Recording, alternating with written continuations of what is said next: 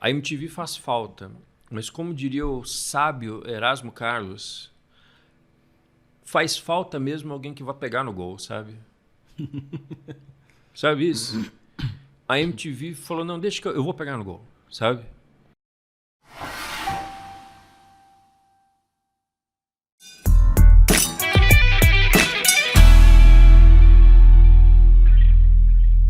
Olá, senhoras e senhores, meninos e meninas, você já sabe, você está aqui no MacCast, uma iniciativa Mackenzie com produção do MacPlay. Todas as semanas um podcast variadíssimo com assuntos dos mais variados, esporte, tecnologia, música, confessionalidade, enfim.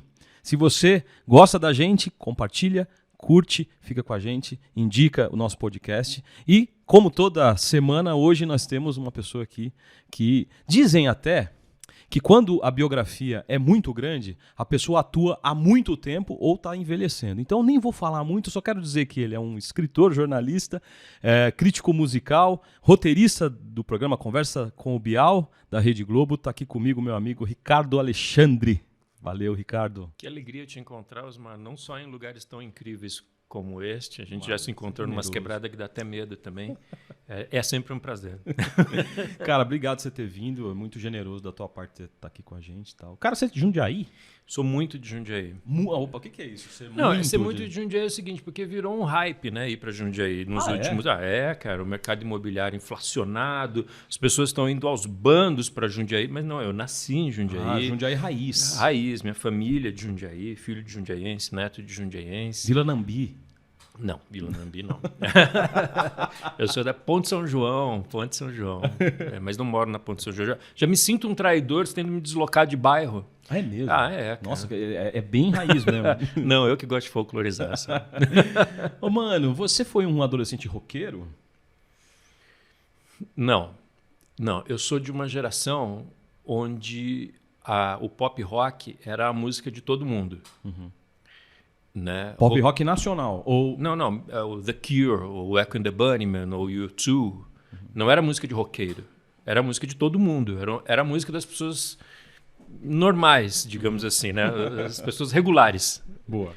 E roqueiro era o som dos anos 70, né? O Made in Brasil, né? Aquele som assim, sim, né? Sim, Stripe. To rock and roll for just one hand, assim, né? É o som de roqueiro. Nossa, um roqueiro andando ali, né? Que eu acho que virou um pouco também de novo. Acho que depois do Guns N' Roses, do Charlie Brown Jr., o rock virou uma música de roqueiro, né? De pessoas com determinado vestimenta, com um determinado número mínimo de tatuagens e um determinado número mínimo de pregos no rosto e tal. Mas não é o meu caso, né? Eu tive a sorte de curtir rock, de curtir música pop rock, música conduzida por guitarras e tal. Aprender uma geração dos anos 80 que era a música mais comunicativa, né? E eu acho que, cara, quando eu vou no supermercado e eu ouço Como Eu Quero no sistema de som, Kid Abelha, Nando Reis, eu falo que é a música do povo, né? De certa maneira. Mas de um certo povo. É porque eu acho que tem uma coisa, Osmar, que é a canção, né?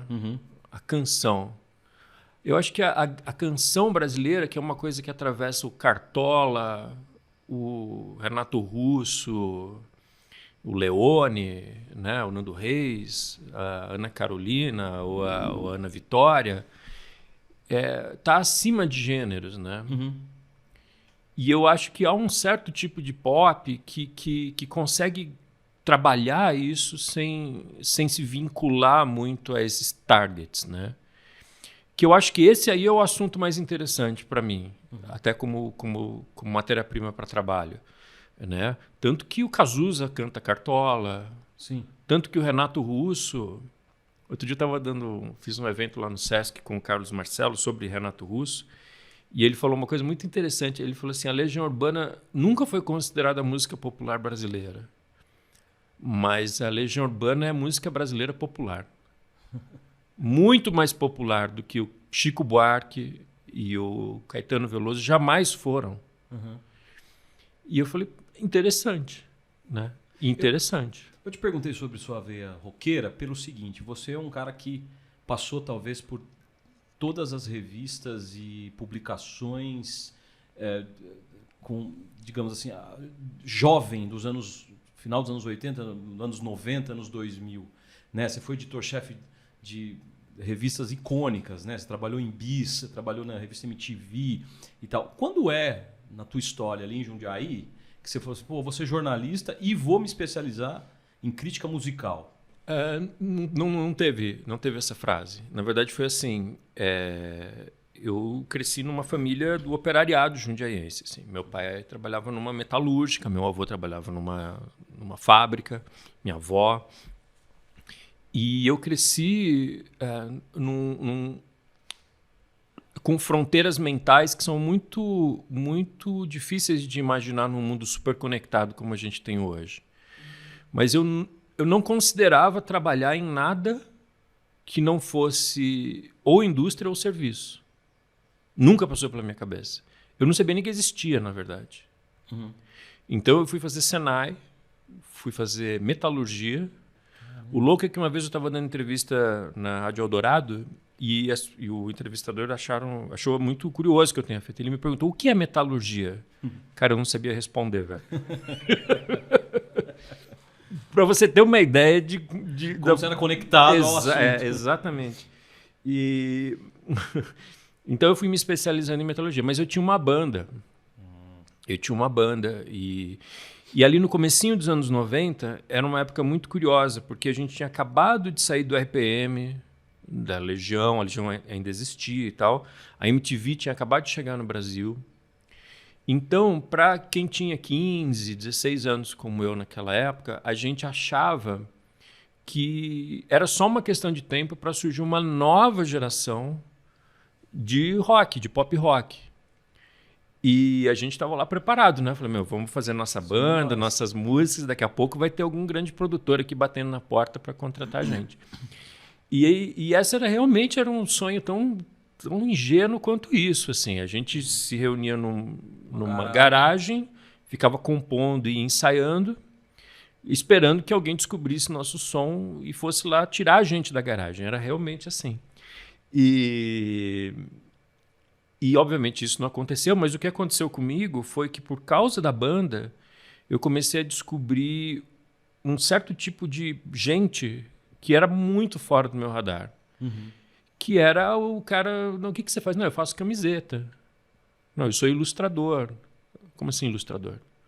Falei, não, eu faço ideia. Você faz o que com o desenho? Não, eu vendo para revistas, as pessoas compram isso, sabe? Uhum. Compram. E você? Não, eu sou jornalista. Eu falei, como assim jornalista? Sabe? Jornal. Eu era um leitor voraz de revista de música, a revista Bis, a Ilustrada. Tinha meus críticos favoritos, né? Eu era um grande leitor. Mas nunca havia considerado a possibilidade de que... Eu nunca tinha parado para pensar que aquilo fosse uma profissão, entendeu? Eu achava que era tipo maçã que você colhe na árvore. Eu achava que você colhia a revista na banca de revista, de alguma maneira. E eu nunca havia parado para pensar que havia uma redação, que as pessoas escreviam e que eram profissionais que faziam isso. Era um nível de alienação muito grande. Mas acho que ali no final dos anos 80, começo dos anos 90, eu sou do interior também, Piracicaba. Eu acho que o interior ele era uma bolha bem complicada de se romper, né? Tem um pouco disso também. Acho que sim. A vida, eu lembro que a vida estava muito escrita para mim também, assim, de tipo, ó, você vai casar, ter um apartamento, ou você vai ter uma chácara, ou você... E é isso, né? Eu acho que sim. E ali, anos 80, né? É difícil imaginar isso. Porque hoje a molecada sabe muita coisa, né? Não que tenha conhecimento, mas sabe muita coisa, sabe. E aí aconteceu isso comigo. E aí eu escrevia muito bem, sempre fui muito bem em redação. E tinha esse amigo meu a quem eu devo tudo, que é o Carlos Primati, que eu sempre cito ele, que tinha um jornal que ele distribuía em locadoras. Era um jornalzinho que ele fazia com críticas dos lançamentos. E as locadoras anunciavam e ele distribuía numa rede de locadoras. Eu falei, cara, me deixa escrever aí. Olha, você tinha o quê, 16 anos? Por aí, 17 anos, talvez. E estava no ensino médio, né? Estava no ensino médio. E aí ele viu minhas redações de escola, achou bacanas, e eu comecei a escrever sobre os vídeos de música, os musicais que saíam. Estava começando aquela coisa das caixas de DVD, DVD não, né? De VHS ainda e tal. E foi assim que eu comecei a escrever. Esse cara, depois de alguns meses, foi chamado para editar a área de cultura do Jornal de Jundiaí. E ele me convidou para trabalhar ali junto com ele, falando de cultura alternativa. Que aí já estamos falando de uma época onde já existia o Nirvana, né? Já havia essa ideia do alternativo, né? Então eu comecei a cobrir fanzines, mostras de filmes de terror, coisas mais ligadas a uma cultura alternativa que basicamente ninguém queria fazer. Nossa, e aí eu desculpa comecei te interromper. a escrever aí. 30 anos depois, Comic Con com 350 Então, mil. era uma coisa assim, cara, a gente pegava o trem do subúrbio de Jundiaí para São Paulo para ver mostra de filme de terror em VHS no Cine Clube Elétrico, na Rua Augusta. Cara, que loucura. Sabe? E era esse o universo. Os fanzines circulavam, as pessoas mandavam em troca de um fanzine por outro. Era essa a realidade. E essa geração das bandas dos anos 90, ela surge nesse espírito. O Gabriel Tomás, do Autoramas e na época do Little Quail, ele fabricava suas próprias fitinhas cassetes. Ele diz assim, olha, a nossa demo, tem isso no documentário que eu fiz, a nossa demo tape, eu copiei 2.500 fitas no aparelho de som da casa dos meus pais. E vendia e trocava aquelas fitas. Né? O Skank fez 1 ano de shows, juntou o dinheiro para fazer um CD independente. Então, essa geração ali de 93, 94, é uma geração que tinha ali um empreendedorismo, um expediente que era muito interessante. E ninguém queria escrever sobre eles. E tinha lá uns 4, 5 moleques. O curioso é isso, que ninguém queria escrever sobre isso. Não, era tipo molecada, som ruim, banda nova e tal. Chama como é o nome mesmo aí? O Renato Alexandre? Ricardo Alexandre? Põe ele para escrever. E aí eu escrevia. E na virada de 93 para 94, eu peguei todas essas matérias que eu havia feito ali no Jornal de Jundiaí e fiz o que as pessoas dizem que não se deve fazer, que é ir nas redações, incomodar os editores, para ver se tinha um espaço ali para escrever. E eu, no dia 4 de janeiro de 1994, foi o primeiro dia útil de 94, eu fui para o Jornal da Tarde, para a Folha da Tarde, para a Folha, para o Estadão, para a Revista Bis. Pegou o busão lá em Jundiaí. E fui em todos esses lugares. Me chamaram para escrever no Estadão, na Bis e na Revista General, que era uma revista que existia na época, editada pelo André Forastieri e pelo Rogério de Campos. E ali eu comecei a escrever e eu cheguei para minha mãe e falei, mãe, agora eu vou virar esse negócio aí, chama jornalista. Você nem estava na faculdade ainda? Nada. Eu estava no colegial, né? No ensino médio. Tinha 18 anos. Anunciei que eu ia sair da minha banda. Porque eu falei, cara, eu descobri o que eu quero fazer. Eu descobri que eu posso continuar conectado à música. Então, respondendo objetivamente a pergunta que você fez há 15 minutos atrás, foi a música que me levou para escrever, na verdade. Mas não desse jeito que você sugeriu. Foi realmente por causa da música. A música me levou a descobrir uma profissão e eu me mantive nessa profissão por descobrir que eu podia contribuir com aquele cenário de um jeito mais eficaz do que tocando e cantando. Eu falei, cara, não, eu escrevo muito melhor do que eu canto e toco. Eu tocava guitarra e cantava. E compunha também. Se juntar os 3 ofícios não dá um direito. Mas... E aí aconteceu disso, que em 94, que era quando eu estava no Estadão, todas essas bandas começaram a assinar com grandes gravadoras, começaram a ir para festivais. Teve um boom desse gênero, né? Então, quando eu fiz aquele documentário Sem Dentes, Banguela Records e a Turma de 94... Que, aliás, olha, se você não assistiu, assista. É primoroso, cara. Eu te mandei a mensagem, Nando. Cara, é uma pesquisa tão delicada, sensível e aprofundada daquele momento, daquele retrato. Vale muito a pena. Então, se você tá aí, quer uma dica de um bom documentário, por favor. Mas a gente vai falar sobre ele mais. Tá. É que eu ia dizer o seguinte, que eu sou fruto daquela geração. Igual as bandas. Tem outros jornalistas também, não é que eu sou especial, não. Claro. Há outros jornalistas, fanzineiros, caras de TV, caras que foram fazer coisas que são fruto daquela geração de 94, que era uma geração que falou assim, cara, as gravadoras não nos querem, os gravadores estão fechados, não tem dinheiro, não tem nada, a gente vai fazer a gente mesmo. Tanto que todas essas bandas que a gente conhece hoje, se você for parar para pensar, os empresários dessas bandas não são grandes empresários dos anos 80. Ninguém era empresariado pelo Poladian, por esses caras. Né? O Skank é empresariado pelo Fernando Furtado. Né? O Chico Science Nação Zumbi pelo Paulo André, que era um cara que fazia festival lá no Recife. Né? O Planet Hemp é a mesma coisa, pelo Lobato, pelos caras. Então, o Jota Quest também. Então, eram bandas que tinham sempre um amigo ali junto. Eram caras que estavam fazendo coisas. Era uma geração muito interessante nesse sentido também. E eu fui fruto total daquele momento, daquela circunstância. Você chegou a estudar jornalismo? Não cheguei a estudar jornalismo formalmente falando. Sério? Essa eu não sabia. Então, isso talvez seja uma história interessante, mas, de novo, é uma história que é muito representativa do nível de alienação em que eu cresci. Na minha família, e isso é importante que a molecada que eventualmente esteja vendo esse vídeo saiba, não havia a perspectiva de ensino universitário. Sabe? Classe média, média baixa. Exatamente. Era assim, a faculdade era uma coisa para o filho do médico, entendeu? Para o filho do dono do supermercado, que vai estudar administração, né? Os meus amigos que se formavam em faculdade eram caras que tinham 2 carros na garagem, pô. Sabe? Não era para mim. Para mim era assim, quando você tiver 14 anos, você vai trabalhar. Sabe?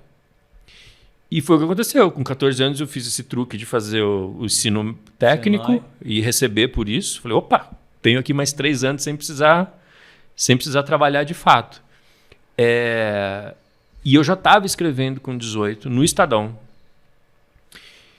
E naquela época existia essa coisa de você, como hoje voltou a existir, hoje, há alguns anos, de você, por comprovação da atividade, requerer o seu registro, né, seu MTB. Exatamente. Então eu pensei, puxa, olha como o mundo é bom, né? Eu posso escrever e me regularizar exatamente como é possível para uma pessoa como eu, que é sem fazer o ensino universitário. É um assunto que eu tenho dificuldade em tratar, porque eu não acho que tenha sido... Não sou defensor disso. Acho que o ensino universitário faz muita diferença. Mas aí também aconteceu comigo uma casualidade. Eu caí num caderno semanal, que era o caderno Zap do Estadão, onde pessoas com ensino universitário tinham um nível de paciência e de tempo de sentar comigo e aos poucos ir me ensinando coisas, ensinando de verdade. Eu tenho certeza que se eu tivesse caído num caderno diário, eu não duraria 15 dias ali, cara. Porque o nível de maturidade, de inexperiência era realmente preocupante ali, sabe? Então eu sou muito devedor a pessoas que fizeram e que tinham, que valorizavam demais o ensino universitário, mas aconteceu isso, de a vida ter ido me conduzindo para outros caminhos. E aí depois, os cursos que eu fiz eram sempre cursos ligados mais à gestão de pessoas, quando eu me tornei editor, diretor de redação e tal, do que necessariamente ao exercício do jornalismo. E eu acho que tem um ponto aí, cara, que também é um ponto de conexão das nossas histórias, que era, veja, não era porque você não queria fazer a faculdade. Era porque, pelo menos na minha perspectiva, era assim, eu não tenho perna para aguentar 4 anos pagando alguma coisa. Nossa! Nossa! Eu lembro que meu pai falou para mim no segundo ano do ensino médio, ele falou assim, olha, se coça, porque a gente não tem condições de você fazer faculdade. Né? E eu fui fazer faculdade de teologia muito porque eu achava que tinha uma vocação ali, mas porque me pagaram. Olha, você vai para São Paulo e você vai ser paga a sua faculdade. Eu falei, opa, vou ter um curso universitário. Então acho que tinha isso também. Né? Tinha coisa da grana, sem dúvida nenhuma. Eu saí da metalurgia para o jornalismo para ganhar muito menos. Uhum. Porque eu fazia assim, coluninhas, sabe? Eu tinha uma coluninha ali desse tamanho, assim, no Estadão. E eu não tinha dinheiro, às vezes eu não tinha dinheiro para tomar o trem para levar a minha coluna, porque eu datilografava, né? Eu tinha um amigo que tinha uma oficina mecânica, o Juliano Guim, um beijo, Guim, que eu ia na oficina dele para passar o fax para o Estadão, para não precisar tomar o trem. E vir para cá. E vir para São Paulo. Tinha coisa da grana. Era um trabalho remoto, olha isso. Mas também tinha uma coisa de falta de perspectiva. A faculdade não é para você, cara. Uhum. Eu acho que hoje isso é muito diferente no Brasil. Hoje, um cara até de classes inferiores, socialmente falando, das que eu pertencia, tem a perspectiva do ProUni. Tem uma série de perspectivas que não é só achar um mecenas, como no teu caso. Uhum. Né? Na minha época não existia isso. Na minha época, realmente, faculdade não era para mim. Uhum. E caras como eu, ou mesmo como você, a gente encontrou brechas nessa estratificação social para furar a bolha, para furar essa perspectiva de extrato social mesmo, de mobilidade e imobilidade social. Né? Foi isso realmente que aconteceu. Ô, Ricardo, você ficou quanto tempo na BIS? Antes de você falar do tempo, eu queria que você explicasse o que era a BIS. Porque é muito icônico essa publicação, né, cara? Não, a BIS foi uma revista de música da editora Abril, que foi lançada em 1985. 1985 foi o ano do Rock in Rio. Foi o ano em que aquela geração do rock brasileiro ganhou tamanho.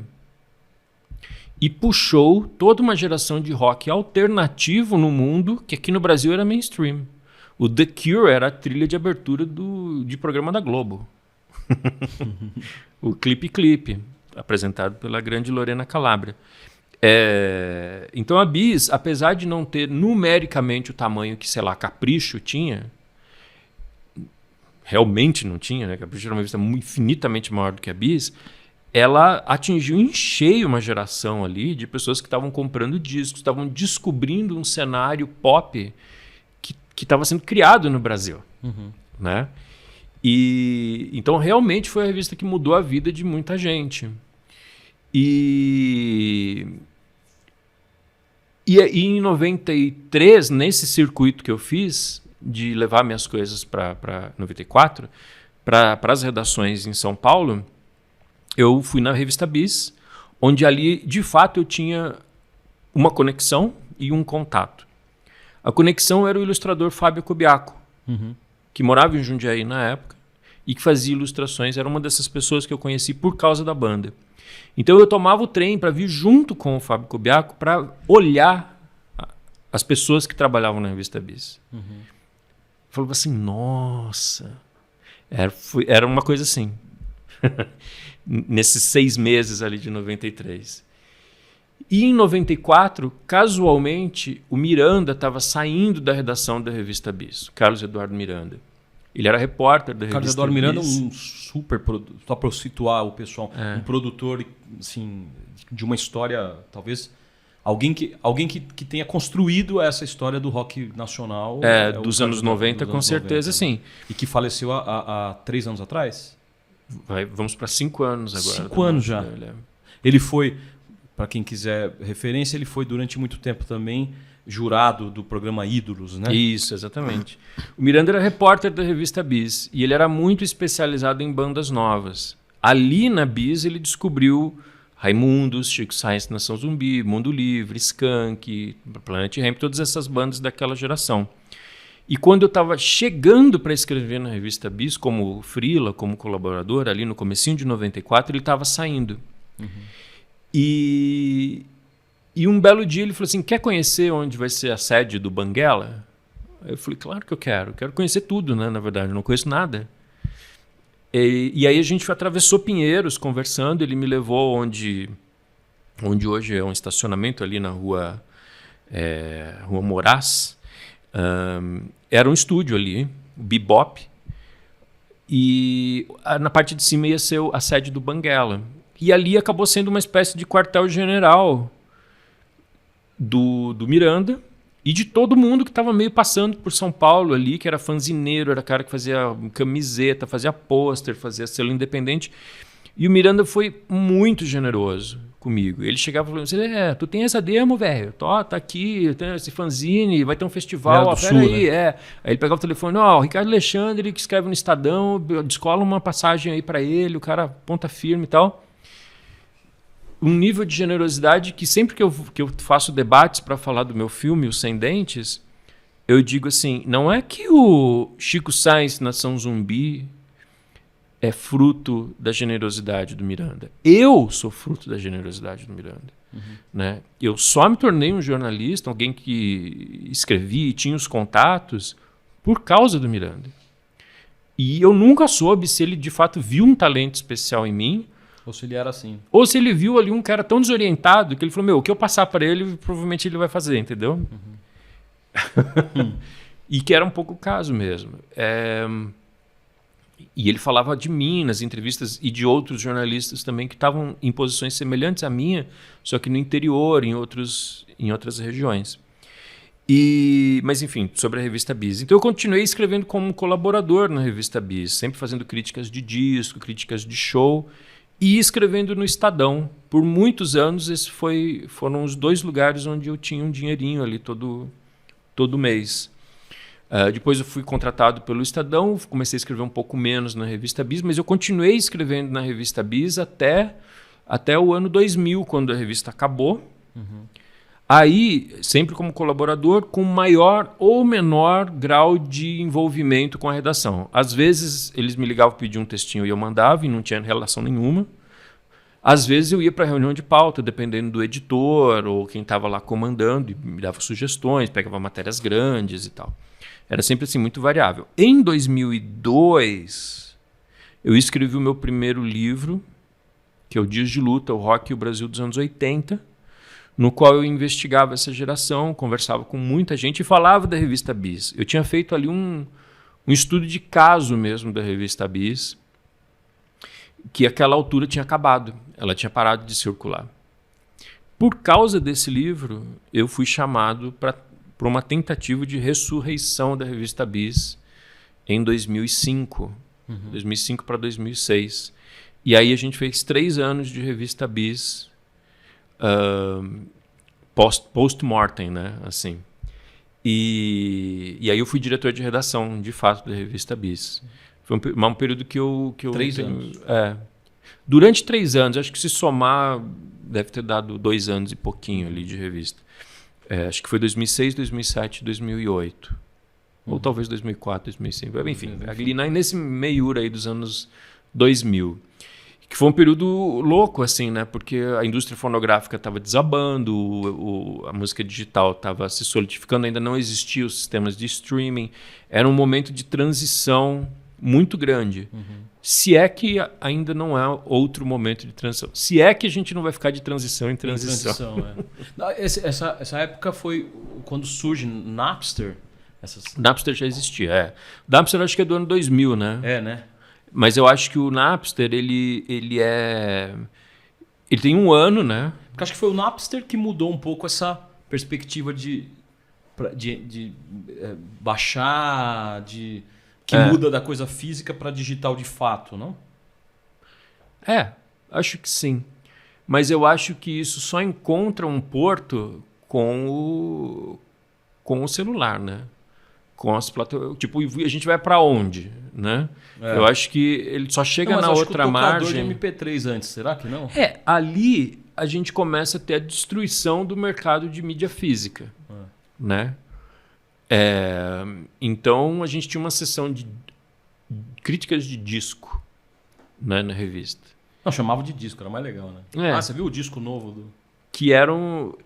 Que a gente, por muito tempo, teve muita dúvida. Faz sentido ter uma sessão de crítica de disco? Mas se não tiver, vai ter o quê? Sabe? Era essa dúvida. Né? Hoje a gente tem um mercado de disco, de relançamentos em vinil, que eu teria mais resposta hoje do que eu tinha em 2005, sabe? Naquela época era muita confusão. Tipo, para que... Porque uma coisa que é difícil de explicar, de entender, de explicar é fácil, de entender eu acho que é difícil. De que é o seguinte, a gente comprava revista de música para ter acesso a shows, artistas e discos que a gente não tinha como ouvir, assistir e ver. Essa era uma parte muito fundamental. Para entender o contexto, né? Quem era do interior em especial. Né? Piracicaba, nesse sentido, é mais interior. É uma cidade maior do que Jundiaí, mas ela é mais para o interior. Aqui, em Jundiaí, a gente podia tomar um trem e vir para São Paulo e voltar na mesma noite com facilidade. Então, na Bis, a gente falava assim, o disco novo do The Cure tem uma música assim, assim, assada. Nossa, tem uma banda, o Velvet Underground, que os caras têm uma música que fala de não sei, eu nunca tinha ouvido isso. Quer dizer, você não ouve a música, você fica alimentando ali o universo ao redor dessa música. Isso é incrível porque o universo ao redor da música é alimentado nesse processo. Então, a gente tem essa coisa, né? De olha, o cara, a pessoa, o show, você ouviu falar de que no show, há 2 meses atrás, o cara fez isso e tal. Então, havia uma mitificação, um romantismo que era retroalimentado nesse processo. Mas tinha um sentido prático de você, cara, eu preciso saber dos lançamentos do mês para escolher quais eu vou comprar. Sabe? Porque também era uma grana, né? Não era assim acessível, vai. Naquela época, por mais que a internet fosse discada, você baixava as músicas. Mas levava uma noite para... Eu lembro que levava uma noite para baixar 2. Músicas, sei lá. E então você já não... Você podia ouvir você mesmo o disco do Strokes que acabou de sair. Aliás, nessa época você ouviu o disco que ainda não tinha saído. Né? Vazou o disco novo da Madonna. Né? Era bem isso. Então era um tipo assim, para que serve uma revista de música, sabe? É uma pergunta interessante. Agora, assim como a Bis foi uma revista, né, que alimentou tudo isso, muda também muito a cena com a chegada e com a consolidação da MTV, né? A MTV, TV aberta. Cara, a MTV, que falta, né? A MTV faz. A MTV Brasil. Mas eu vou dizer uma coisa que eu tenho pensado muito, Osmar. A MTV faz falta, mas como diria o sábio Erasmo Carlos, faz falta mesmo alguém que vá pegar no gol, sabe? Sabe isso? A MTV falou, não, deixa que eu vou pegar no gol, sabe? Então, o que é pegar no gol num cenário de música pop? É falar assim, a gente precisa tocar o Pato Fu. Mas por quê? Cara, porque se a gente não tocar o Pato Fu, a gente vai destruir o território do qual a gente vive. A gente tem que tocar o Virnalize. A gente tem que tocar o Planet Rap. Cara, mas o clipe é ruim. É mal mixado isso aí. Cara, mas se a gente não tocar, sabe? A gente vai tocar um gringo. E o que eu sinto falta... E muita gente pegou no gol. Não foi só a MTV. O que eu acho que a MTV teve de importante era o fato de que ela não tinha uma penetração tão grande. Então, ela era a referência das referências. Né? Todo mundo repercutia a MTV. O que saía na MTV ia para 89, ia para a Ilustrada, ia para a revista Bis. Então, ela provocava esse cenário de um jeito inacreditável. E eu sinto muita falta de gente que pegue no gol. Porque hoje a gente toca o que dá certo. Tem até fórmula, né? Tem. Inclusive porque hoje a gente tem ferramentas de medição com um nível de precisão muito grandes. Por que eu vou tocar essa banda independente mineira se eu posso tocar o que o público quer, de fato? E aí é aquilo que o Gil falava, né? O público sabe o que quer, mas o público também quer o que não sabe, sabe? E eu acho que nesse contingente foi que a 89 FM lançou dezenas, centenas de bandas, a MTV a mesma coisa, né? As trilhas de novela. Quantos artistas de música brasileira, de música pop, devem a carreira à trilha de novela?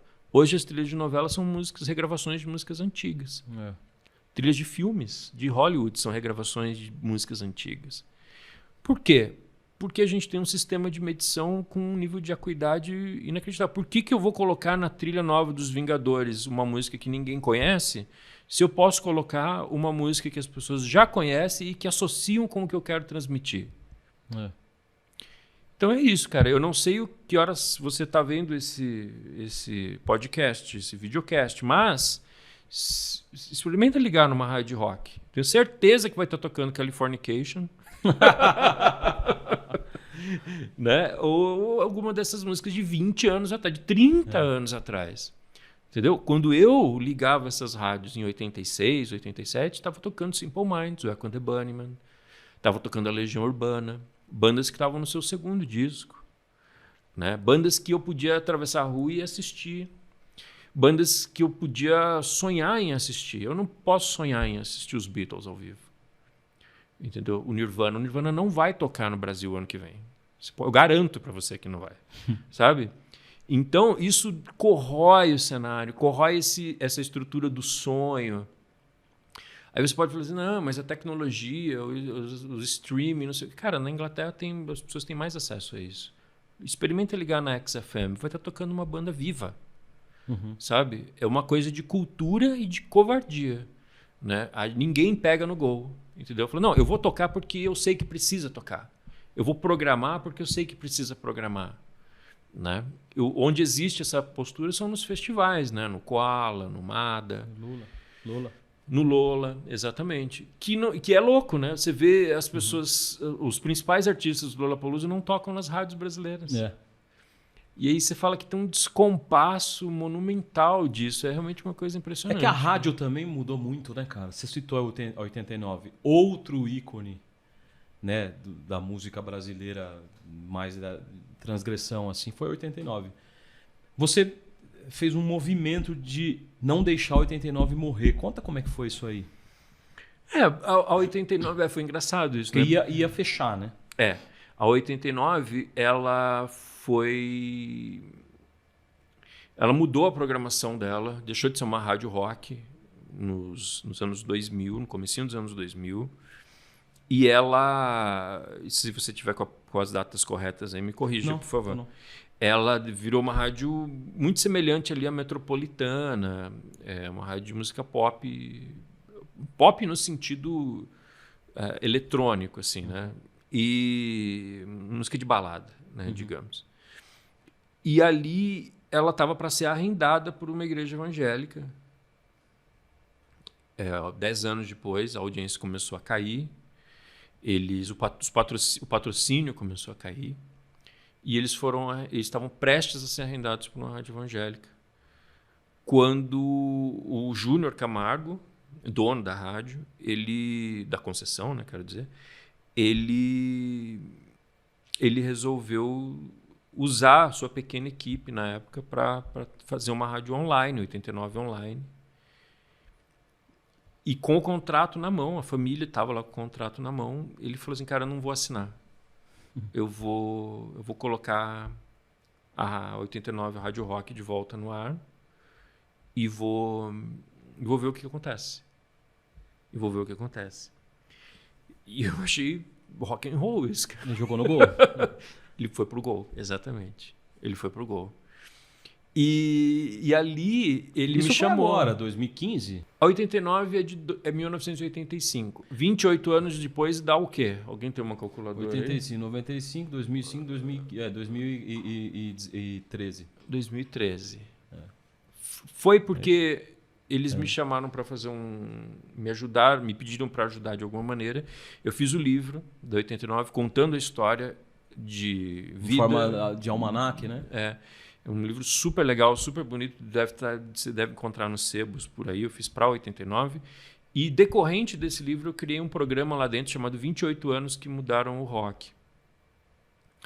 Que era uma série de 28 programas, nas quais cada programa para um ano da história do rock, começando em 85, terminando nesse ano aí que vocês falaram, 2013, e recebendo alguém da história da rádio. Desde o fundador, né, locutores famosos, o Kid Vinil, Zé Roberto Mar, né, o Everson, caras marcantes da história da rádio. Cara, foi uma pós em rádio ali para mim, sabe? E tocando as músicas mais significativas de cada ano. É um baita programa. Tenho muito orgulho de ter feito esse projeto. Isso tem na internet ou não? Ou no Spotify? Em algum momento teve. Não sei. Deve estar por aí, né? E depois eu apresentei um outro projeto para 89, que era um programa de bandas novas, chamado Ouve Essa, que eu apresentei por um ano. Mas foi isso, a minha participação na 89 foi ter feito o livro, foi ter feito esse projeto e ter feito amigos ali. E deu certo, né, o Júnior Camargo? Deu certo a ideia dele, porque a 89 tá aí, né? A 89 voltou e está muito saudável do ponto de vista da rádio. Eu sinto falta de ter, e acho que posso falar isso publicamente, porque eu já falei isso para o Júnior, ele tem um carinho monstruoso e um respeito enorme pelo 89. É um oásis, sem trocadilho, é um oásis de civilização no meio de um ramo tão depauperado e mafioso quanto a rádio, sabe? É realmente um oásis aquilo. Mas eu sinto muita falta da mensagem de que o rock está vivo, né? E o rock está vivo, Ricardo?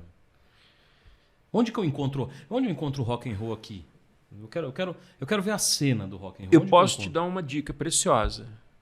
Se definiu como rock, já descarta. Já não é. Já não é.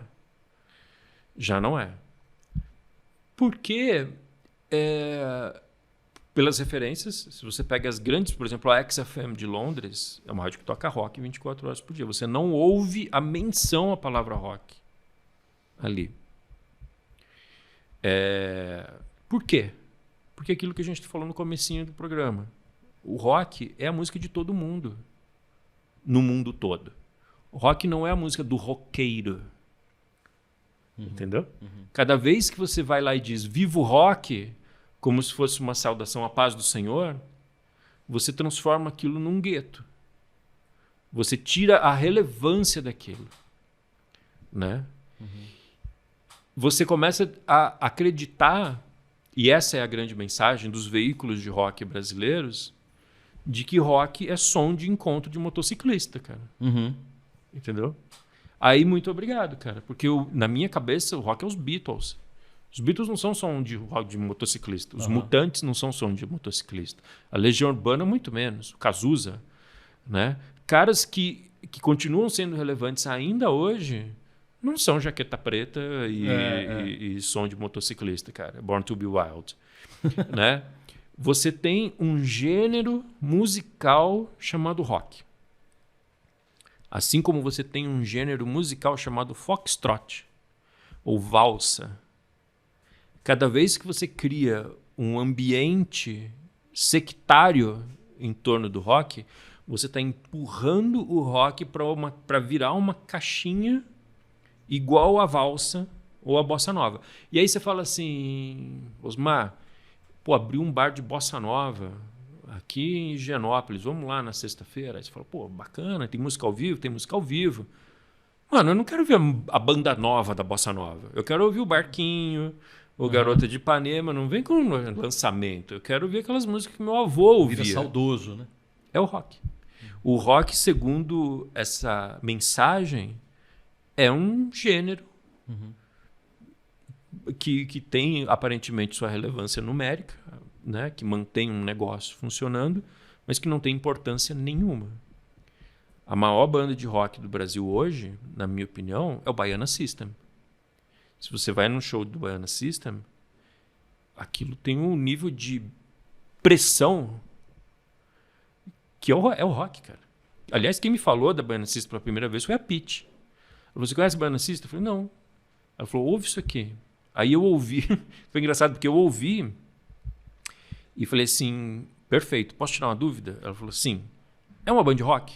Porque pelo som, podia ser como podia não ser. Podia ser um trio elétrico. E de fato é um trio elétrico. E aí ela falou, é uma banda de rock. Eu falei, beleza. Quando eu fui ver ao vivo, eu falei, é uma banda de rock. Aliás, eu vi, e acho que eu posso dizer isso também com o coração cheio de respeito pela Nação Zumbi, que foi por muitos anos o show mais impactante, e na geração de 94, indubitavelmente era o show mais impactante.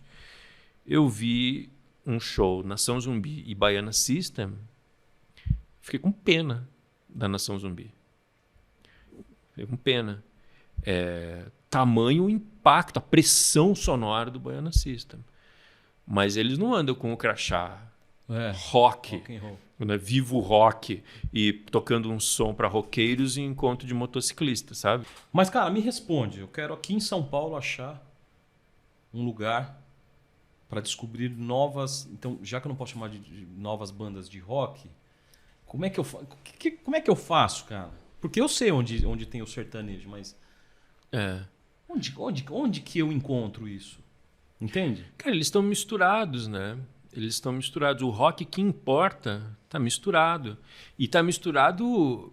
Por que Simon Garfunkel é rock e a Ana Vitória não é rock? Por quê? Porque eles vêm de uma cultura onde o rock é o som das pessoas. E a gente vive... E a Ana Vitória não vai tocar em encontro de motociclista vivo rock. Entendeu? Uhum. Não vai. Uhum. Só que elas têm relevância. Né? Por que o Coldplay é rock e o Thiago York não é rock? E a Hillsong? Não é rock. Cara, o Emicida é rock, velho. Uhum. É óbvio que é rock aquilo. Ele estaria na capa da Rolling Stone. Ele estaria no NME. Ele estaria em todos os veículos de rock. Uhum. Sabe? O Terno, Baiana System, o Emicida... Sabe? Eles estão misturados. O hip hop brasileiro, chamado hip hop, ele tem muito de rock and roll, né? Ele tem muito de rock and roll. Muitas vezes pelo som. Cara, o Emicida ressuscitou o Belchior. Uhum. O amarelo, né? O Belchior era o Bob Dylan, né? A matriz do Belchior é o Bob Dylan, cara. Né? Desse disco, pelo menos, ali, o Alucinação. E o Bob Dylan... Por que o Bob Dylan é rock e o Belchior não é rock? E se o Belchior não é rock, o Emicida também é rock, cara. Só que eles entenderam o rock para dentro de um país que não precisou do rock para defender seu compasso 4x4, para defender o uso do baixo e bumbo. Né? Os Estados Unidos... certos compassos eram proibidos. Uhum. Né? O Brasil nunca precisou do rock para certas utilidades. A gente já tinha o samba, a gente já tinha o carnaval, a gente já tinha música com um tipo de pulsação muito vigorosa. Né? Então, nada mais natural do que essa mistura. Novos Baianos, os Mutantes. O próprio Raimundos, né? Raimundos. Isso que eu acho mais louco. Eu sou filho de uma geração onde a gente falou assim, rock brasileiro dos anos 80, valeu, somos eternamente gratos por você, mas agora a gente vai recompor aquela trilha do Raul Seixas, dos Novos Baianos, dos Mutantes, do trio elétrico de Dodô e Osmar, onde os Novos Baianos tocavam, né? De tudo que é o de melhor no rock brasileiro. Do Zé Ramalho, do Alceu Valença. Né? Alceu Valença, cara, vai num show do Alceu Valença, cara, ainda mais, especialmente na época em que o Paulo Rafael estava vivo, né? Cara, Se alguém me disser que aquilo não é rock, eu não entendeu nada de rock. Né? Então, essa geração dos anos 90, ela recompõe, não sozinha, porque a gente já tinha discos como Selvagem, dos Paralamas de Sucesso, Alagados, Trench Town, Favela da Maré. Uhum. Por que isso é rock e Baiana System não é rock? Sabe? E a verdade é que o Baiana System nem se importa, né? Porque dizer que é rock é diminuir a importância deles, porque quem cuida do rock empurrou o rock para uma caixinha igual do Foxtrot da valsa. Mas então, essa geração dos anos 90 teve esse legado monstruoso, sabe? De recompor a história do rock para esse lugar, que é o do rock brasileiro, que os gringos ouvem e ficam loucos, cara. Sim. Mostra o Clube da Esquina para um gringo. Os caras ficam batendo a cabeça na quina, cara, de desespero. Não consegue entender quase, né? E agora, eles vão falar, é um disco de rock, cara. Entendeu? É um disco de música pop. O Lulu Santos, uma vez eu perguntei isso pro Lulu Santos, ele estava lançando aquela música Made in Brasil, né? Que ele falava dos artistas do rock brasileiro. E eu perguntei para ele, vocês se consideram artista de rock? Eu falei, você é da geração do rock brasileiro dos anos 80.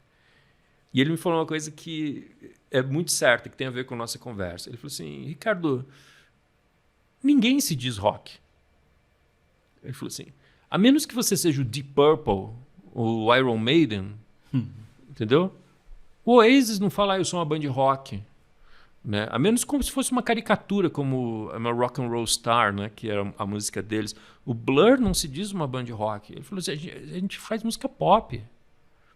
Entendeu? Ele falou assim, ele falou isso, ele falou assim, se você chegar para uma banda de rock na Inglaterra e falar, você faz rock, ele te dá um soco na cara. Eu acho que é isso, sabe? A gente faz música pop. O rock é um ataque, é uma atitude. É um jeito, né? Entendeu?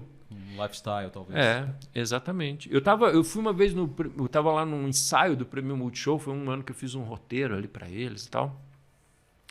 E eu vi o Gustavo Lima tocando. Passando som, né? Cara, o grave dele, o nível de grave, o nível de peso, o nível de sex appeal também, assim. Eu falei, tá explicado porque a molecada não vai no show de rock, né, cara? Tá tudo resolvido aqui. Os roqueiros tudo 50 a mais também? Não, eles vão lá para ficar levando cerveja na cara e tal. Não, é isso, eu acho que o rock foi empurrado para um gueto que quem importa não se submete a ele. É isso, sabe? Ô Ricardo, veja só. Você passou pela Bis, então, super interessante. Carta Capital, Capricho, Revista MTV, Folha de São Paulo, Revista da 89, Época, Trip, Vida Simples, blá, blá, blá. Na época, porque assim, eu que acompanhava a cena, eu sempre te conheci como um crítico musical, um jornalista de música e tal. Teve até um episódio que, talvez seja o episódio que eu conheci o teu nome, foi um episódio de uma polêmica que teve entre você e a banda gospel, que não era mais gospel, Catedral e não sei o que e tal.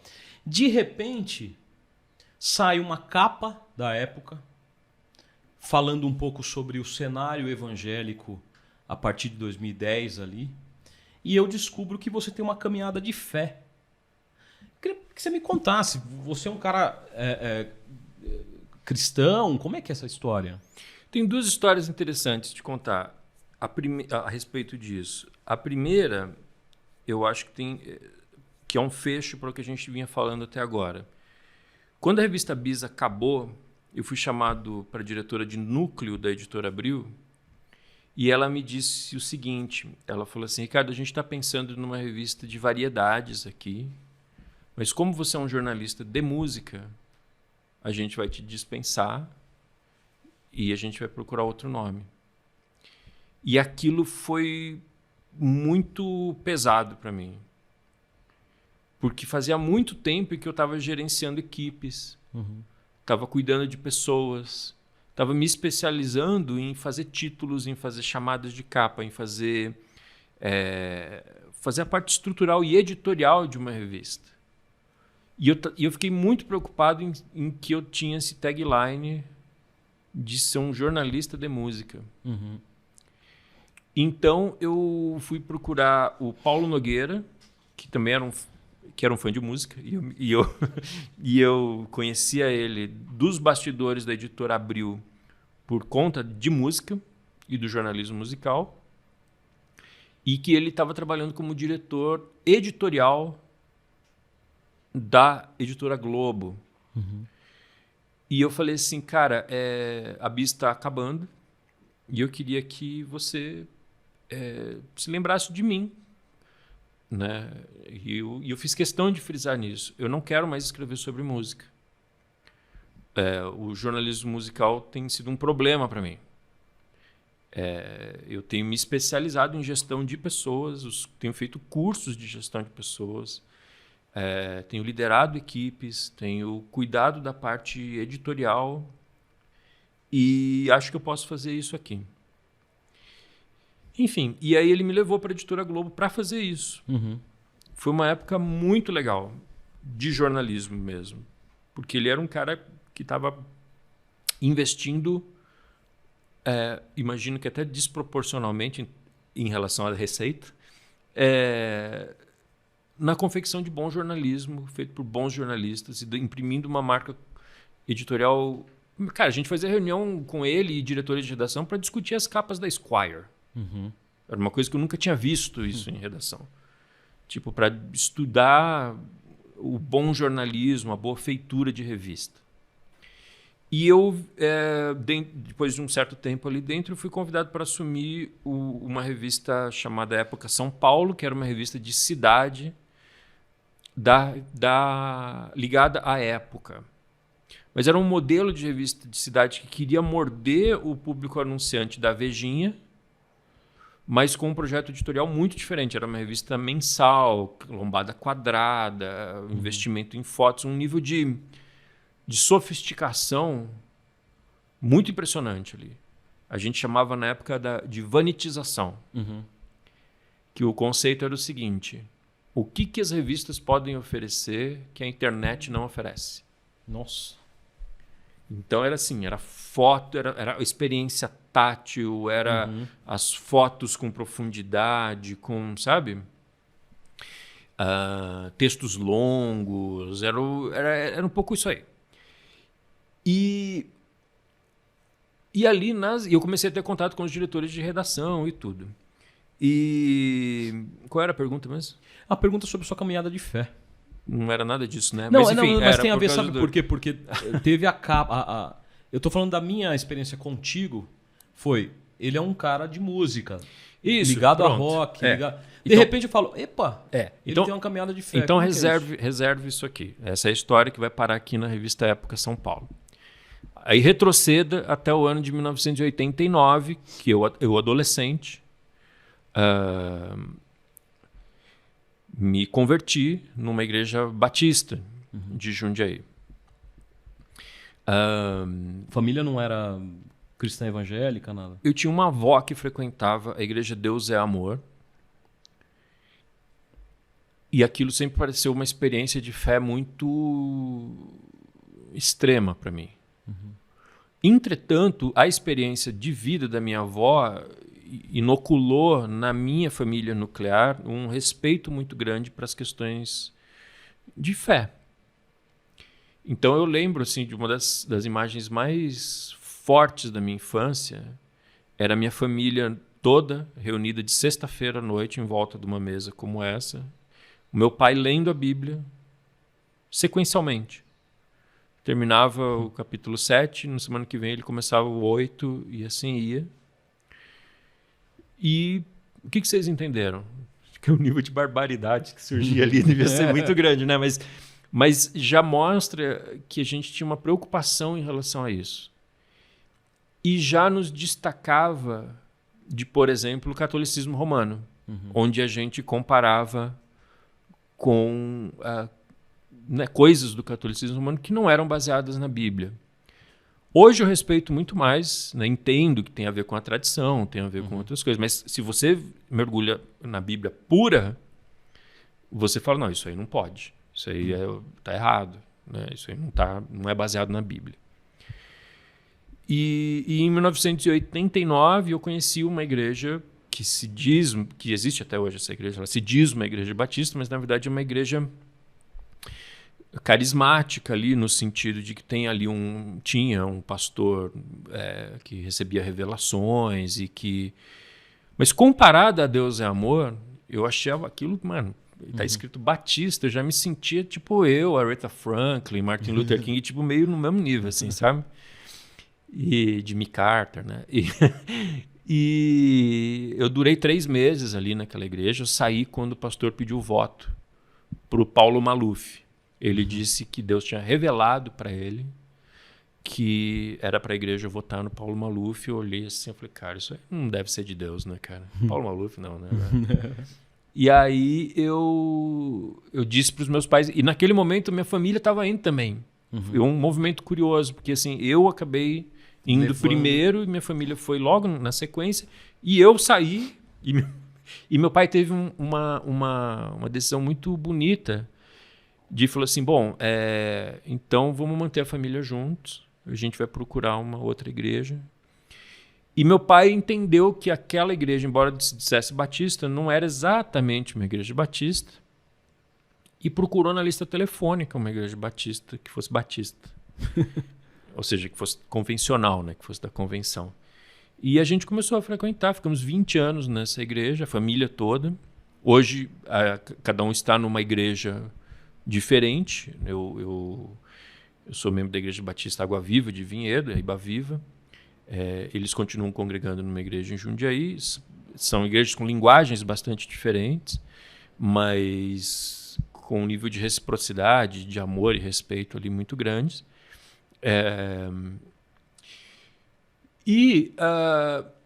Agora, juntando essas duas pontas, e depois a gente pode aprofundar um pouco mais qualquer um dos lados, se você quiser, mas o que aconteceu foi que, naquele momento, eu estava em uma das minhas conversões mais acentuadas. Eu estava saindo de uma igreja problemática, que eu reconheci como problemática, e num momento de pensar qual é o significado de ser seguidor de Jesus. O que é pertencer a uma comunidade de fé? O que é? Era um momento de abertura mesmo. E naquele momento, graças aos programas de busca e ao fato de alguns pastores estarem disponibilizando pregações online, eu acabei conhecendo um universo muito diferente daquele que eu conhecia. E eu ofereci à revista Época uma pauta sobre a nova inteligência evangélica, as maiores cabeças pensantes do movimento evangélico brasileiro. Porque aquilo foi o que me chamou a atenção naquelas pregações. Pessoas muito inteligentes, pessoas muito cultas, um nível de disponibilidade para o diálogo com a cultura, um nível de oferta de pensamento sobre espiritualidade muito acentuadas. E eu vinha de uma igreja onde vamos pegar as pessoas mais sangue nos olhos que acabaram de chegar e não entendem nada de Bíblia, nada de nada, e botar para trabalhar, para fazer a máquina funcionar. Esse era o modelo de igreja que eu vinha, muito de entretenimento para crente, aquela coisa. E eu fui muito impactado por essa turma, né, que eu desconhecia. O Ricardo Agreste, o Ed René, o Ari Veloso, caras que eu havia sido... que haviam sido sequestrados de mim e que naquela época eram justamente os caras que estavam começando a usar a internet. Hoje todo mundo usa a internet, né? Mas naquela época, se você escrevesse sermão MP3, ia aparecer esses caras. E aquilo teve um impacto brutal na minha vida. Brutal. E eu ofereci essa pauta para a época. Fiquei quase 1 ano trabalhando nessa pauta. Até que, tomando um café com o Ricardo Agreste, ele falou um negócio que mudou a minha pauta, apesar de ter muita apuração já feita. Ricardo Agreste presbiteriano, né? Exatamente. Da Igreja Presbiteriana Chácara Primavera, de Campinas, uma pessoa a quem eu devo muito também, da minha caminhada. Ele Ele falou, Ricardo, o problema da igreja evangélica não é de inteligência.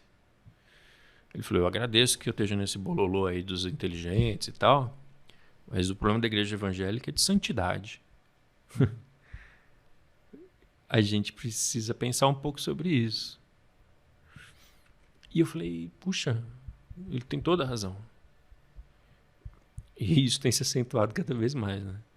Mas o fato é que a minha pauta virou outra coisa. Ela virou pessoas e movimentos e comunidades e líderes que estão rediscutindo, que estavam, né, rediscutindo o que é ser evangélico.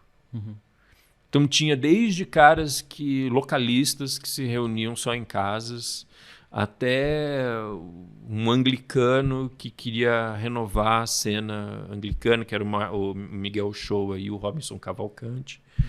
Apesar que o Robinson Cavalcante não gostou muito de ser colocado naquele bolo. Ele tinha razão, ele estava um pouco deslocado ali. Até caras que estavam tentando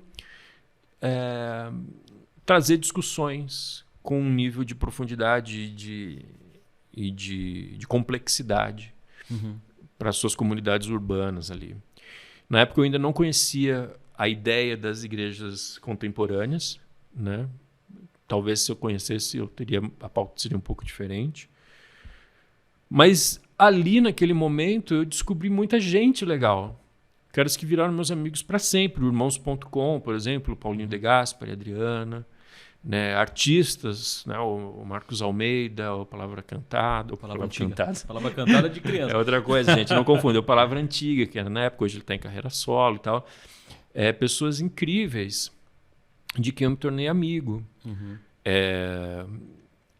Muito embora eu quero crer que aquela matéria tinha casos diferentes o suficientes para que eu possa dizer que a minha caminhada de fé não é exatamente nenhuma daquelas. Assim, a Iba Viva é uma igreja contemporânea, mas difícil de explicar. Mas, enfim, não era uma coisa minha. Era realmente um olhar de um observador, de um jornalista, para um movimento, só que com um nível de conhecimento de causa ali que normalmente um jornalista não tem.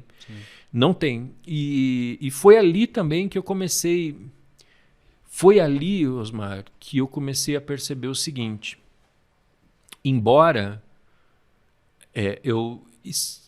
desde o primeiro texto que eu escrevi, eu já fosse um cristão de tradição evangélica, na minha cabeça sempre foram ambientes separados, esferas separadas. Que é o seguinte... Vida profissional, vida religiosa... Né? Eu tenho a minha ética, eu tenho a minha moralidade e a minha ética que são herdados da minha fé. Então eu não vou ficar paquerando a secretária. Quando eu for viajar, eu vou dar a nota de verdade, realmente o que eu gastei. Não há mais para pegar uma grana a mais. Quero dizer assim, na minha vida profissional, ela é influenciada pela ética e pela moral da minha fé, mas eu sirvo ao meu Deus no domingo. Então eu toco baixo na igreja, de fato eu tocava, até eu perceber que era melhor não ter baixo do que ter eu tocando baixo. Eu ajudo ali na classe da escola bíblica, né? Eu faço um material de discipulado, então, mas meu trabalho secular é uma coisa, né?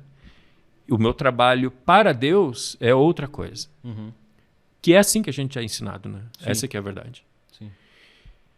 E eu demorei muito tempo para entender que o meu trabalho como jornalista era implantar uma lógica de sinalização do reino de Deus, 100% do tempo. Então, é a ideia de que todas as esferas da sociedade estão manchadas pelo que a espiritualidade cristã chama de pecado. Todas. A música, o jornalismo, a política, a medicina, a advocacia, a igreja. Não há esfera que tenha sido poupada do pecado. E a nossa função é dizer que há cura para isso. Então, quando eu vou para 89 FM, a Rádio Rock, para dizer assim, cara, a gente precisa ter um programa de banda nova, cara. É a ideia de que no reino de Deus, uma rádio de rock teria pelo menos um programinha de banda nova. Sabe? Para dar oportunidade, para... Sabe? Numa revista de variedades semanal, a gente teria de vez em quando uma cobertura de evangélicos que não fosse nas páginas policiais. Então, é uma ideia de oferta, sabe? A gente pode sinalizar onde a gente estiver que há um negócio chamado Reino de Deus e que no Reino de Deus as coisas funcionam de um jeito parecido, mas diferente. Então, eu não acho que essa matéria tenha sido esse ponto de virada, mas ela é fruto desse amadurecimento, essa reflexão, exatamente. E então é isso, sabe? Por exemplo, o meu podcast, o Discoteca Básica, que existe até hoje, que está na quinta, tá indo para a sexta temporada. A ideia é assim, cara, a gente precisa romper esse ciclo de ansiedade louca, desesperada, no qual a gente não consegue ouvir. Não é que a gente não consegue ouvir um disco até o fim. A gente não consegue ouvir uma música até o fim. Uma introdução. Então, a gente precisa levar cura para a nossa relação com a música. Me falaram isso, né? De que a tecla mais usada no Spotify é o skip. Nossa. Sabe? Então, assim, um disco por semana. Você ouve o programa, você ouve o disco, você aprofunda a relação. Eu queria falar sobre esse podcast, porque ele surge na pandemia, né? Hoje, um dos podcasts com maior audiência dos tocadores de áudio, né? O podcast de música é o maior do Brasil. O maior do Brasil, que tem uma estética que não é uma estética mainstream, se você for pensar, né? E depois produziu o teu projeto, que é sensacional, dos 500 maiores álbuns brasileiros de todos os tempos. Boa. Então, me conta um pouquinho aí do podcast, que se chama Discoteca Básica. Discoteca Básica. Quantos ouvintes? A gente está com uma média de 25, 30 mil ouvintes, mas o curioso do Discoteca Básica é que os episódios antigos continuam tendo um afluxo de ouvintes muito grande, porque eles são audiodocumentários sobre grandes álbuns de todos os tempos. Então, cada vez que alguém entra num sistema e procura Acabou Chorare, vai aparecer o Discoteca Básica e ele vai ouvir, e provavelmente ele vai começar a ouvir os outros episódios também. Então são audiodocumentários sobre álbuns icônicos da nossa história. Eu costumo dizer que são 3 personagens ali no Discoteca Básica. Sou eu, que trago as histórias, as informações, um convidado por episódio, sempre tem um convidado. Quem já foi convidado? A gente tem alguns convidados bacanas, velho. Tipo, o episódio sobre o Kind of Blue, do Miles Davis, o convidado foi o Luiz Fernando Veríssimo. Uau, olha. Né? E aí a gente tem outras pessoas também. O Nando Reis fez 2 episódios. O Guilherme Arantes, eu vi. Guilherme Arantes falando sobre a Rita Lee. Né? O Samuel falando sobre o Clube da Esquina. Samuel Rosa falando sobre o Clube da Esquina. Que, aliás, você não é o Samuel Rosa, né? É bom que se deixe muito claro. Não sou o Samuel Rosa. E então é isso. E o ouvinte. O ouvinte é o terceiro elemento dessa conversa em volta do toca-discos. Então a gente conta a história do disco e a gente vai fazendo um pinga-pinga ali nas faixas, respeitando o fair use ali, né? De 30 segundos. E o motor disso é isso. Eu queria um podcast que ele desacelerasse o ouvinte. Então, vamos fazer 3 pessoas falando bobagem, rindo e fazendo uma coisa super bem-humorada, super solta e tal. Eu falei, não.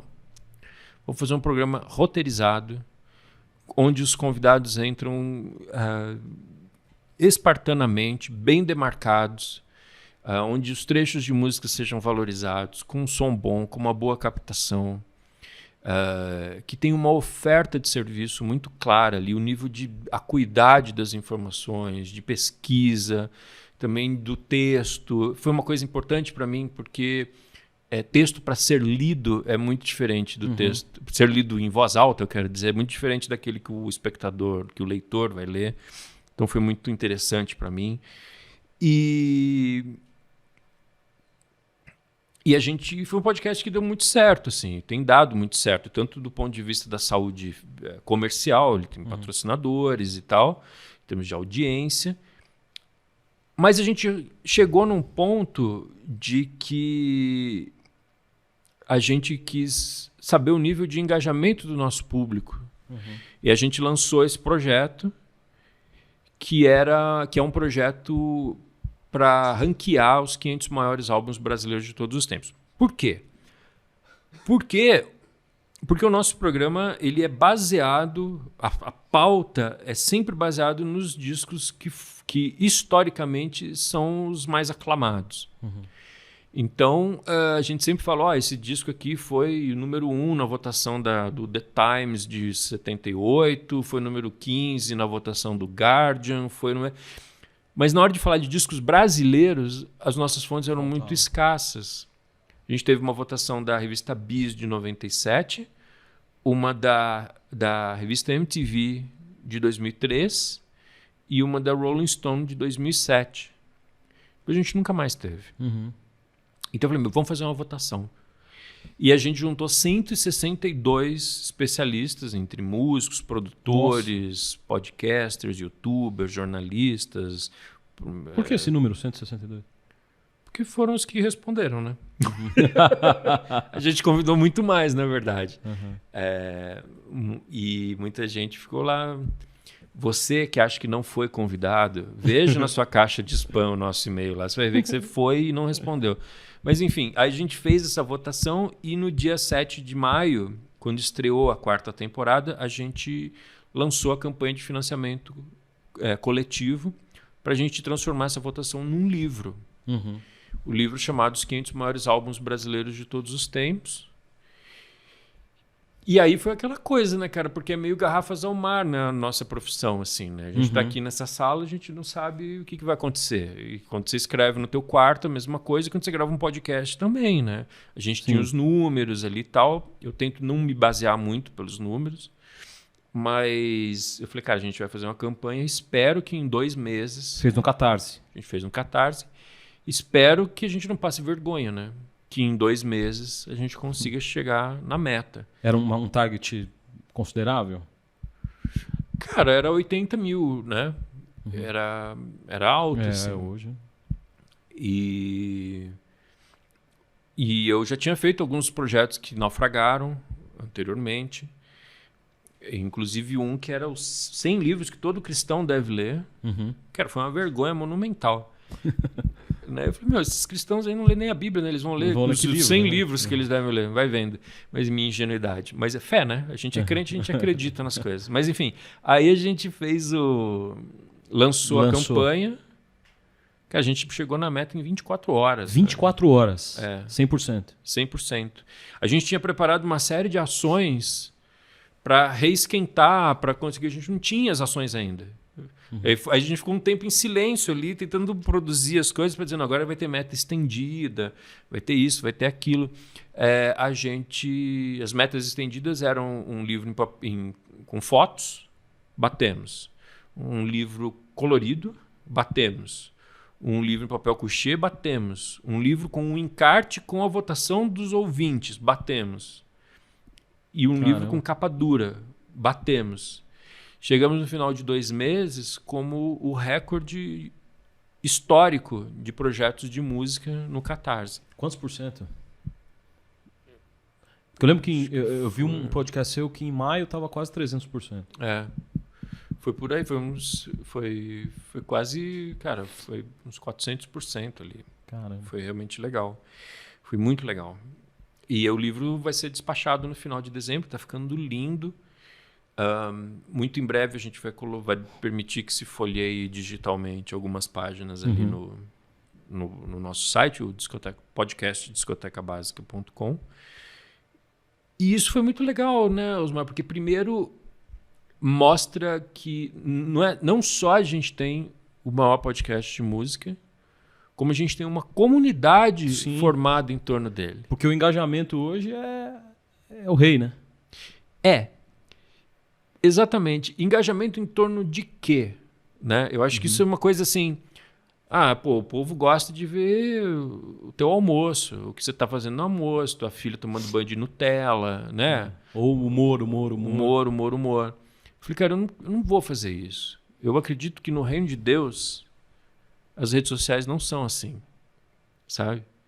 Então eu quero produzir conteúdo, eu quero ofertar conteúdo, ofertar conteúdo que eu produzi. Não é eu sentar e ficar falando como se eu estivesse numa mesa de bar. Eu não quero fazer isso, sabe? Ricardo, mas você vai ter mais engajamento, vai ter mais audiência. Eu não quero isso, cara. Eu não quero ir dormir sabendo que em vez de oferecer, eu tô tirando coisas das pessoas, sabe? Então, saber que a gente tem um respaldo de pessoas que gostam disso é muito confortante. Porque a coisa que a gente mais ouve no Brasil é que brasileiro gosta de música, mas não gosta de conversar sobre música. E eu quero dizer que gosta sim. O podcast provou isso. E mais, agora a gente fez um negócio chamado papel, cara. Que as pessoas vão colocar na sua estante. E que conta a história de uns negócios que chama disco, velho. Que é uma cadeia de anacronismo pressuposto que a gente venceu, sabe? Então, as pessoas... Me parece que a gente tem um número razoável de pessoas que também quer romper esse ciclo que eu falava agora há pouco, de ansiedade absoluta. Sim. E de colocar um disco para rodar, ouvir até o fim, virar, ouve o outro lado. E, cara, eu acho que tem um lance que é muito... muito... Nessa história toda que você contou aqui, o que você está fazendo é uma revista bis. Não é? Porque você falou aqui que a revista bis tinha essa mágica de dizer, olha, no disco do The Cure, tal, aconteceu isso na faixa 1, a história por trás é essa, e não sei o que. E as pessoas, mesmo sem ouvir a música, se alimentavam do universo. Né?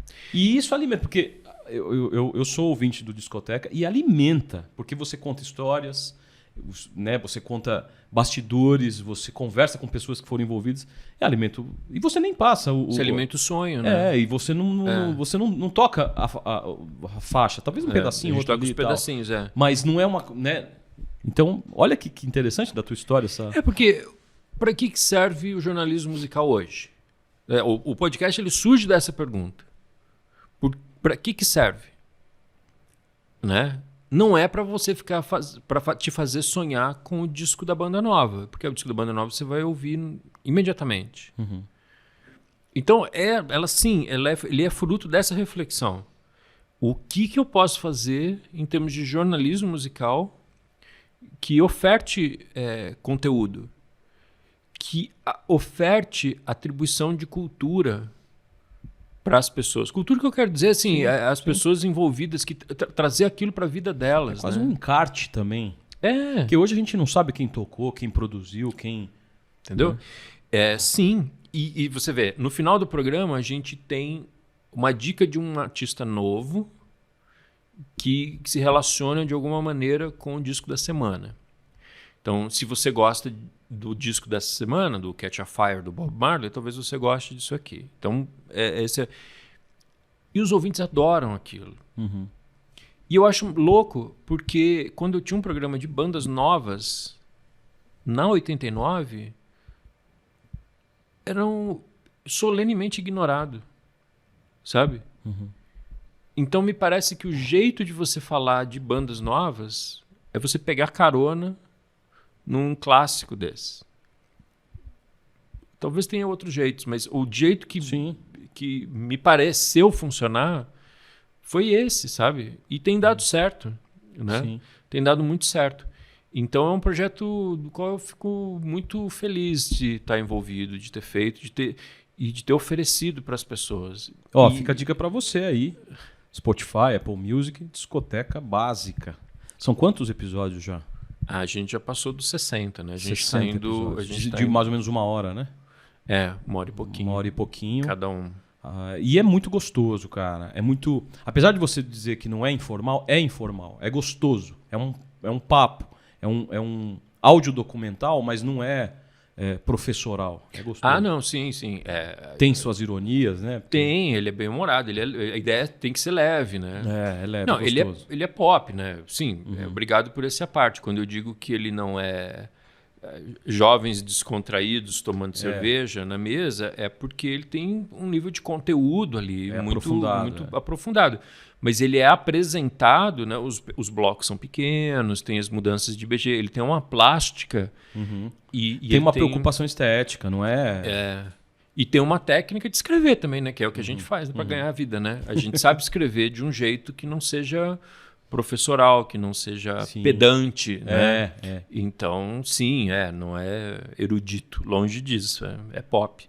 É a minha escola, né? Da cultura pop, é isso. Ricardo, quem vem aqui, cara, não sai de mão vazia. Ah, meu Deus.